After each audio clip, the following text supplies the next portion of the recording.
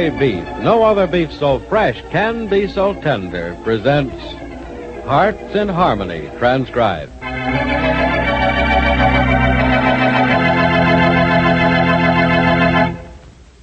Ladies, I'm often reminded these days of a certain nursery rhyme. It happens every time I look into that big refrigerator of ours down at the Kroger store.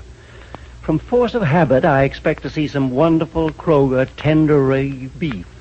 And, of course, it isn't there. That's when I think of old Mother Hubbard. No, we can't supply you with all the plump, juicy, fresh, and tender Kroger Tenderay steaks and roasts that you keep asking for. They're just not available because only top-quality grades of beef are used for Kroger Tenderay. And that kind of beef, delicious and juicy and tender, is grain-fed. But grain is not being fed to cattle nowadays. Instead, most of our precious grain is being used to relieve human suffering. Millions of people all over the world are starving, and the saving of their lives depends upon how much and how fast we can send grain overseas. It's a race against time, and it will be won. Until victory is ours, and until the time when you once more can buy Kroger Tenderay beef, let me say that Kroger will always provide you with beef whenever any is available, and it will always be the best that is available. Well, thank you, sir. Thanks for stopping in. And now, Hearts in Harmony.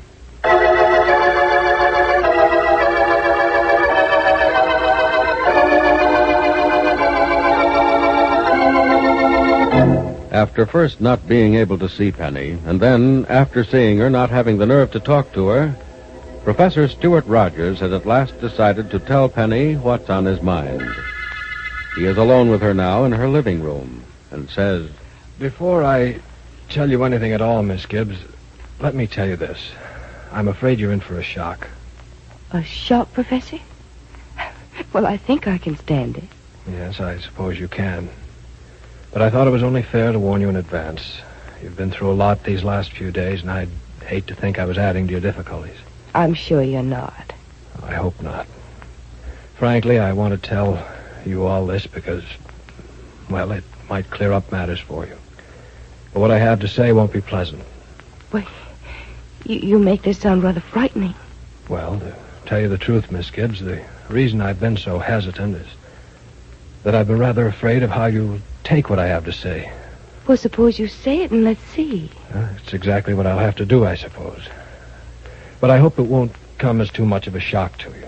I feel very badly about our association up to now. I'd hope to improve it, make it a little more pleasant for both of us. But I'm afraid this will be the end of our even knowing each other.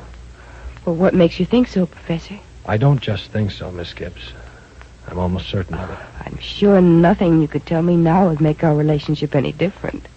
And please don't misunderstand. I think we've been rather good friends almost since our first meeting. I found your attitude toward me rather refreshing, even though you may have meant to be nasty to me. I did mean to be nasty to you several times, Miss Gibbs, for two reasons. One, I frankly thought you were getting far too big an impression of your own importance. But secondly, and most important of all, I didn't want to like you, and I didn't want you to like me. You didn't want me to like you? No, and I thought it wise if I tried not to like you. Why? Why? Because of the reason I came to Rossville. Well, you came to Rossville to teach at the university, didn't you? Only partially, Miss Gibbs. Look, I don't understand. Aren't you a professor of biochemistry at the university? Yes, I am. And a member of the Rossville School Board? Yes, I am, Miss Gibbs, a special member. And one of the newest. One of the newest? Well, why do you mention that? Because of only being a recent member of the board and, in fact, not a long-time member of the faculty at the university is... Well, all that explains why I've only partially been teaching school these last few months. Look, I don't see that explains anything. It does, Miss Gibbs. But perhaps this will explain it better. I said I was a special member of the school board. I was. I was made a member of the school board after I visited Mayor Anderson and told him that I wanted to be a member. Oh, you told Mayor Anderson that you wanted to be on the board, and he put you right on. Well, let me say I asked him to place me on the board and gave him reasons why I wanted to be on and why I thought it would be necessary for my work. And why did you want to be on the board? I warned you that you'd be in for a shock, Miss Gibbs. I asked to be made a member of the school board because I wanted to meet you. You wanted to meet me? Exactly. But you were a member of the school board long before I was. Only 2 weeks before you were, Miss Gibbs, and I went to Mayor Anderson with my request after I heard rumors in town that you were to be made a member. You asked to be put on the board to meet me. Well, why? Why all the interest in me? Oh, professional, Miss Gibbs, and following orders. Orders? Yes, Miss Gibbs. You were under suspicion of complicity in certain illicit dealings. But, as you must know yourself, you were innocent. And you were out from under those suspicions several weeks ago. Professor Rogers, I don't know what you're talking about. I've never heard such fantastic nonsense in all my life. What do you mean I was under suspicion? And if I were, who are you to trail me around as if you were a detective or something? Miss Gibbs, forgive me for not telling you this before, but it was impossible to say a word, even to my best friend. You say I have no right to follow you around as if I were some sort of detective. Well, I am some sort of detective, Miss Gibbs. I'm a federal agent. Oh, no. My badge, Miss Gibbs. My credentials. It's safe for me to reveal my identity now. I just about have the man I was after. You said you just about have the man you're after. I thought you said a moment ago you were after me. No, only for complicity, Miss Gibbs. And we found no evidence against you anywhere. It was your fiancé, Steve Parker, I was after. Steve? Yes, Miss Gibbs.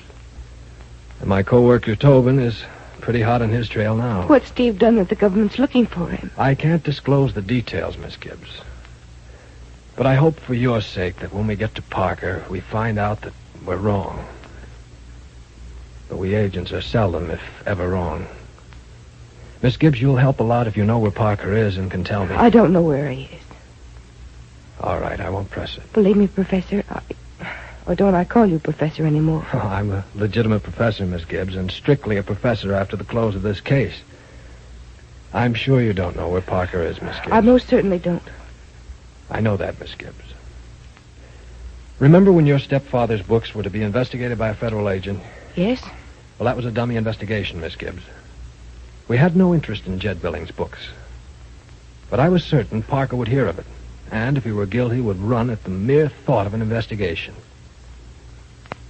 Well, he ran all right. I hope you're proud of yourself. No, Miss Gibbs, I'm not proud at all. It hasn't been that tough a job. Except as far as it's concerned you. Knowing you has made it a little more difficult. Because I like you. And I knew what I was going to do would hurt you, and I didn't want to hurt you any more than were necessary. Could you have thought of a more terrible thing to do to me? Yes, Miss Gibbs, I could have, and I did. But I chose the way I thought would hurt you least. I could have pulled the stunt that made Parker run after you married him. I chose to make him run before the wedding. You hate me for what I did to Parker, don't you? Well, there's an outside chance maybe you'll thank me someday.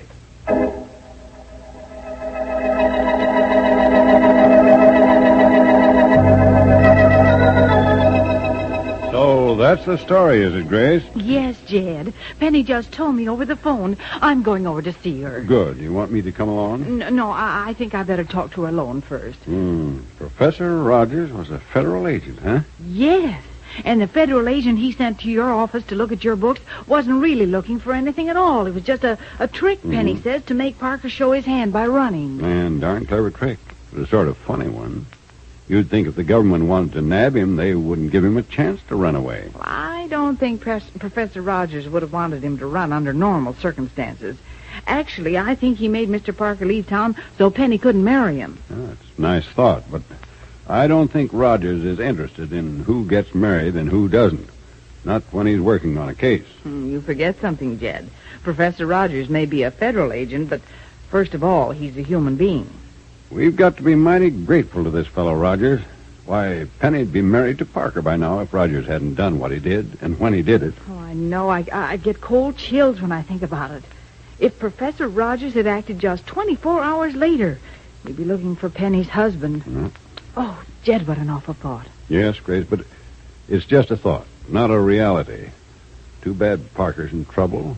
He's a nice fella, and I wish him a lot of luck. But I say if he had to get in trouble, let's be thankful and bless our lucky stars that he got caught before Penny was all entangled with him. You always suspected something was wrong with Penny's marrying Mr. Parker, didn't you? Yes, I did, Grace. And you did, too, a little. Well... But it was just a feeling, a sort of hunch that something wasn't quite right about it. I never guessed it would be as wrong as all this. Shall I try to tell Penny it's the best thing that could have happened to her? It is the best thing that's happened to her in a long time. But I don't think you'll get very far trying to tell her so. Young people who have loved and lost can never see how they gained anything by losing.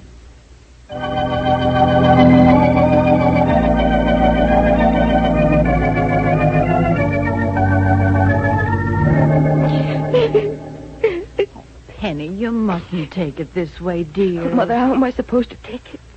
Am I supposed to laugh about it? It's a terrible thing. Steve's in trouble. Yes, of course he is, but he was in trouble before, Penny.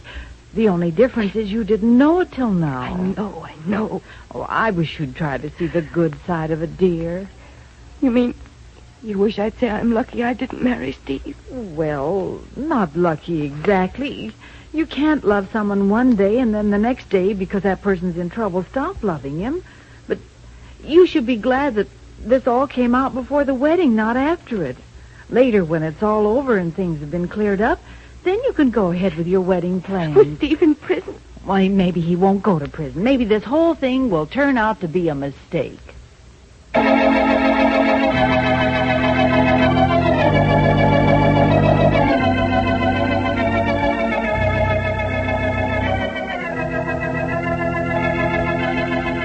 No one seems to have much hope that Steve Parker is being falsely accused. Will he go to prison? Is he guilty? If he isn't, why did he run away? What will Penny do when Steve is finally found? Be sure to listen to the next dramatic episode of Hearts in Harmony.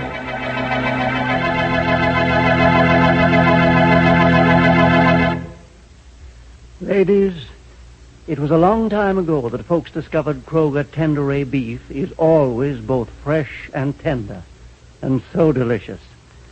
Nowadays, another discovery is being made, now that our world-famous Kroger Tenderay steaks and roasts are so scarce, now that we're all searching for something else to give us fine meals. More and more people are discovering our amazingly wonderful selection of Kroger seafoods. For my part, I can say without hesitation that we have the finest flavored fish and seafoods you'll find in town. And you know why? Because our Kroger seafood with that fresh-caught flavor is rushed right to the store by Kroger's own special rush delivery system. All that speed and efficiency does this for you. It protects the flavor of Kroger seafood. The firm white flesh is preserved for your enjoyment. When you buy Kroger's selected seafood, your satisfaction is guaranteed. Get some real soon, won't you?